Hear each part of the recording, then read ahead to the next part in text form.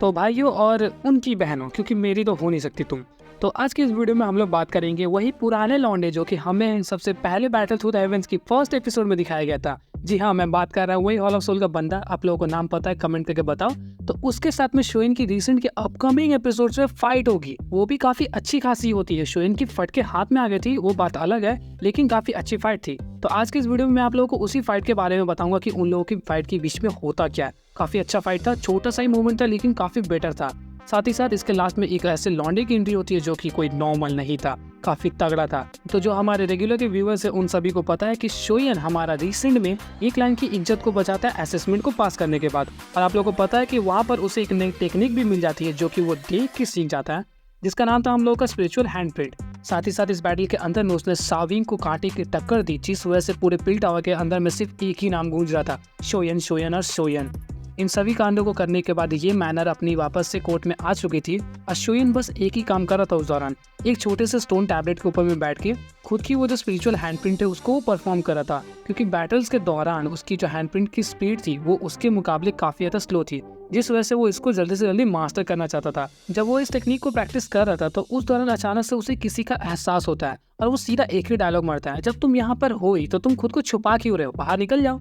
तो उसी दौरान वो जो अचानक से काले कपड़ों में आया था वो आदमी कहने लगता है, You are indeed worthy of being that old fellow Yao Chen's disciple. Your perception is good.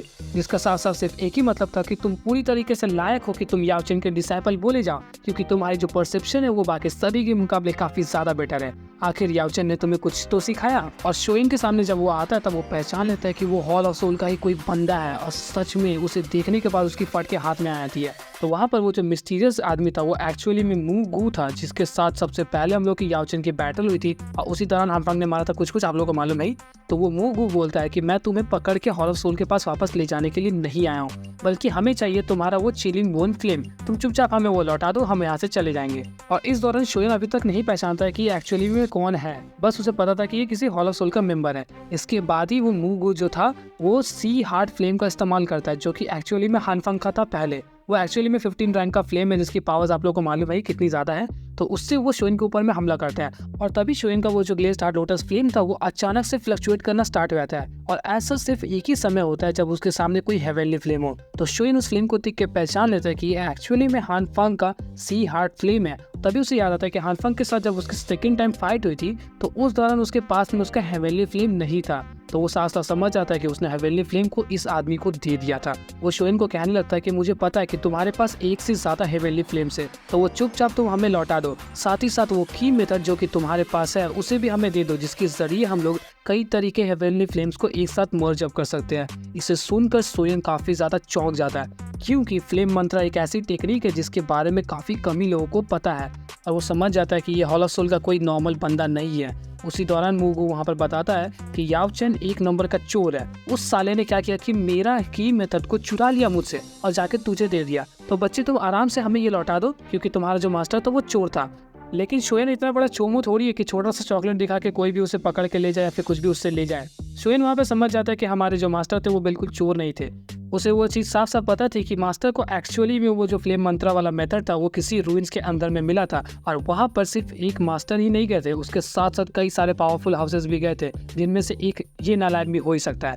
जिसके बाद वो वहाँ पर साफ साफ इस चीज़ के लिए इनकार कर देता है। तो मूगू वहाँ पे थोड़ा सा गुस्सा में आ जाता है और कहने लगता है कि मुझे पता है कि तुम्हारे पास ना दो एलिट डोजून्स है, तो उन दोनों के आने से पहले मैं तुम्हें मार दूंगा, क्योंकि मैंने ये जो स्पिरिचुअल बैरियर को यहाँ पे बना के रखा है, इसी कोई भी एलिट डोजून इसके बाहर में सेंस आउट नहीं कर सकता।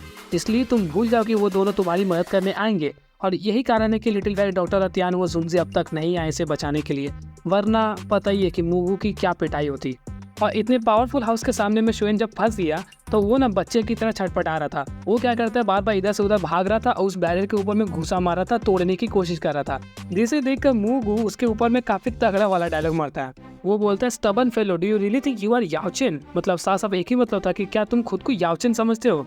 और इस लाइन से मैं समझ गया कि हमारे वो जो बुढ़ाऊ चाचा थे उनकी रेप्यूटेशन कौन से लेवल पर थी। ये मूगू उसके नाम का रेफरेंस बार बार ले रहा है। वो इस लाइन से सिर्फ एक ही चीज को क्लैरिफाई करना चाहता था कि खुद को याओ चेन मत समझो, उसकी जैसे तुम पावरफुल तो बन भी नहीं सकते। इसके बाद वो थोड़ा सा गुस्सा में आ जाता है और अपने सी हार्ट फ्लेम की मदद से एक काफी अच्छा सा स्पीयर को क्रिएट करता है, जिससे वो शोइन के ऊपर में हमला करता है, लेकिन शोइन उसको काफी आसानी से डॉज कर देता है। इसके बाद वो और भी ज्यादा गुस्सा होकर उसके पीछे के डिसऑर्डर्ड स्पेस को पकड़ लेता है और इस दौरान उसने एक नेट को क्रिएट किया था जिसकी मदद से वो शोएन के ऊपर में लगभग हमला करने ही वाला था।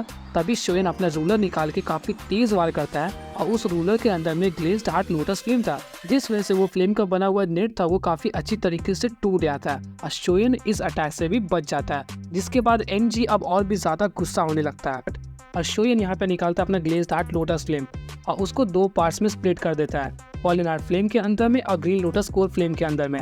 और उसी दौरान एमजी इन दोनों फ्लेम्स को देख के काफी ज्यादा खुश होता है और कहता है एज एक्सपेक्टेड उस डोकी मेथड की मदद से हम लोग हेवेली फ्लेम्स को मर्ज अप कर सकते हैं। जिसके बाद वो शोएन के ऊपर में फिर से हमला करने जा ही रहा था, तभी वहाँ पे अर्थ डीमन पपेट बाहर आ जाता है और उसे बचा लेता है।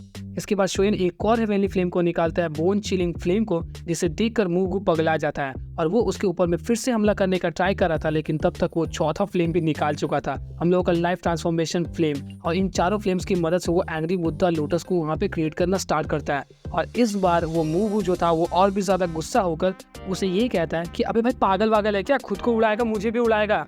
और ऐसा बोलते ही वो अपने डीप सी फ्लेम से फिर से हमला कर देता है उसके ऊपर, लेकिन इस दौरान फिर से वहाँ पे डीमन पपेट बीच में आ जाता है। तो इस बार उसने सोचा कि पहले वो डीमन पपेट से निपटेगा, उसके बाद वो शोएन के साथ में निपटेगा और वो और डीमन पपेट को एक नेट के अंदर में ट्रैप कर देता है और शोएन का तब तक वो जो एंग्री बुद्धा लोटस था लगभग क्रिएट हो ही चुका था। और ये जो हमारा मूगू था वो तकरीबन 3 से 4 स्टार डोजूम के आसपास में था, जिस वजह से उसकी जो स्पीड थी वो काफी ज्यादा थी। शोएन जब उसको क्रिएट कर रहा था तब भी वो अचानक से उसके पीछे पहुंच जाता है और उसके ऊपर में वार करने ही वाला था, तभी शोएन अपना 3000 लाइटनिंग मूवमेंट की मदद से वो वहां से खिसक जाता है और वो ले जाकर स्पिरिचुअल बैरियर के पास में खड़ा हो जाता है। तभी उसके बाद इसका पारा और भी ज्यादा हाई हो जाता है और अपने अंदर से वो सी हार्ट फ्लेम को फिर से निकालना स्टार्ट कर देता है। और इस दौरान जैसे ही उसकी फ्लेम्स निकल रही थी तो वो एक्चुअली में फायर गॉड की तरह दिख रहा था और इस बार उसने अपने सी हार्ट फ्लेम की मदद से एक फायर बॉल को क्रिएट किया और दोनों की जो फायर अटैक्स थे वो एक दूसरे के साथ में टकरा जाते हैं और इस टकराने की वजह से वो दोनों के दोनों कैंसिल आउट हो जाते हैं। उसके बाद शोएन अपना एक हमला करता है जिसकी मदद से वो और डीमन पपेट को फिर से छुड़ा लेता है।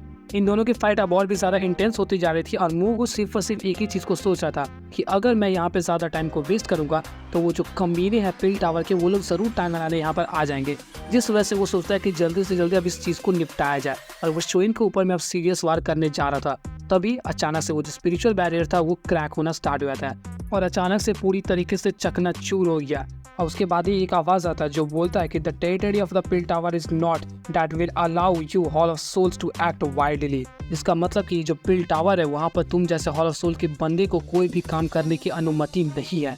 तो स्पिरिचुअल बैरियर के टूटते ही वहाँ पे त्यान हुआ जूनजी और लिटिल फेट डॉक्टर दोनों एक बुलेट की स्पीड से आ जाते हैं और उन दोनों को काफी ज्यादा अफसोस हो रहा था कि वो लोग शोएन को बचाने में इतना ज्यादा नाकामयाब रहे। वैसे उन लोगों की गलती नहीं थी क्योंकि वो स्पिरिचुअल बैरियर को तोड़ पाना कोई छोटे मोटे लोग के लिए पॉसिबल तो है ही नहीं, और जिसने इस स्पिरिचुअल बैटल को तोड़ा वो एक्चुअली में था हम लोगों का पिल टावर का टॉप एल्डर शुआन कोंगजी, जो कि एक्चुअली में 8 टायर का अल्केमिस्ट और 9 स्टार का दोजून।